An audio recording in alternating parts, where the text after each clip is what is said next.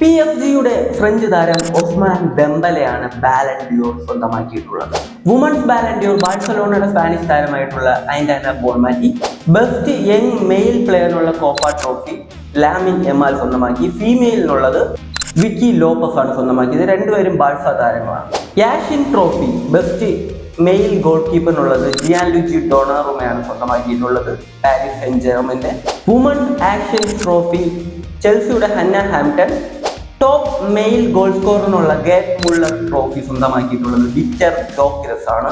FC ബാഴ്സലോണയുടെ Ewa Pajor ആണ് women's top goal സ്കോറിനുള്ള award സ്വന്തമാക്കിയിട്ടുള്ളത്. Men's club of the year ഒരു സംശയം വേണ്ട, PSG ആണ് men's club of the year സ്വന്തമാക്കിയിട്ടുള്ളത്. Women's club of the year സ്വന്തമാക്കിയിട്ടുള്ളത് ആഴ്സണലാണ്. ഏറ്റവും മികച്ച പരിശീലകനുള്ള ജോൻ ക്രൈഫ് ട്രോഫി സ്വന്തമാക്കിയിട്ടുള്ളത് ലൂയിസ് എൻറിക്കയാണ്, PSG-യുടെ പരിശീലകൻ. Women's coach of the year സ്വന്തമാക്കിയിട്ടുള്ളത് സെറീന വിക്മാൻ ആണ്. സോക്രട്ടീസ് അവാർഡ് സ്വന്തമാക്കിയിട്ടുള്ളത് സന ഫൗണ്ടേഷൻ ആണ്. ഇതാണ് ബാലൻ ഡിയോർ അവാർഡുകളെ കുറിച്ചുള്ള നിങ്ങളുടെ ഒപ്പീനിയൻ കമന്റ് ചെയ്തു.